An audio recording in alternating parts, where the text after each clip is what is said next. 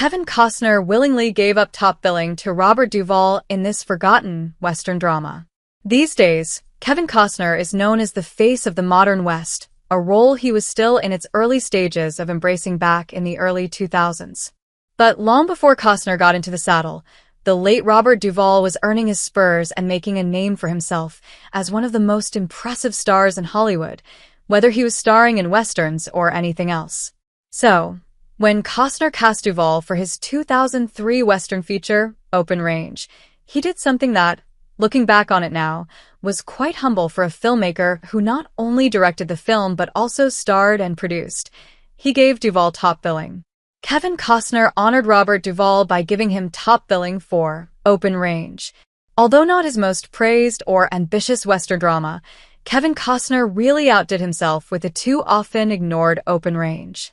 Inspired by the western romance novels of his youth, Costner crafted this two-person drama as a love letter to the American West that meditates on the necessity of violence by men who don't actually seek it themselves.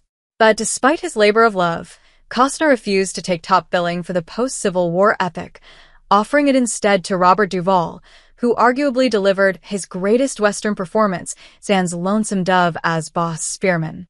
Although the film is undeniably Costner's, whose vision for the mythic West is seen in every frame, as well as in his performance as Charlie Waite, a cowboy certainly worthy of his spurs, he clearly thinks highly of his elder. "I did that as a tribute to him," Costner once told the Daily News. "He's such a great actor, and he deserved that." Costner's decision to give Duvall top billing reportedly touched the actor deeply. The AMC blog once noted that Duvall was already impressed with Costner as a filmmaker after Dances with Wolves, so his decision to give him top billing only moved him further. And no wonder, as these two clearly have an on-screen bond that we can only assume was true off-camera as well. Open Range is a tour de force of Western filmmaking that features not only one of the best shootouts in modern horse operas, but some of the most intimate character moments between the two aimless cowboys who share a strong bond of loyalty that cannot be broken. Although Costner really is the star here, the film would not have worked without Duvall, who plays Spearman in direct contrast to his most famous Western role as Gus McCrae.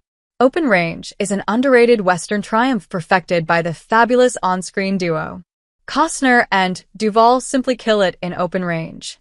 Their chemistry is some of the best in the genre, quite frankly, and the stark contrast between Spearman's present and Waite's potential future is a meditative touch that is sheer artistry at work. Costner's loyal and resolved Charlie Waite stands by his boss, no matter what the orders are, and together they're willing to fight to the death if it means getting justice for their deceased hands.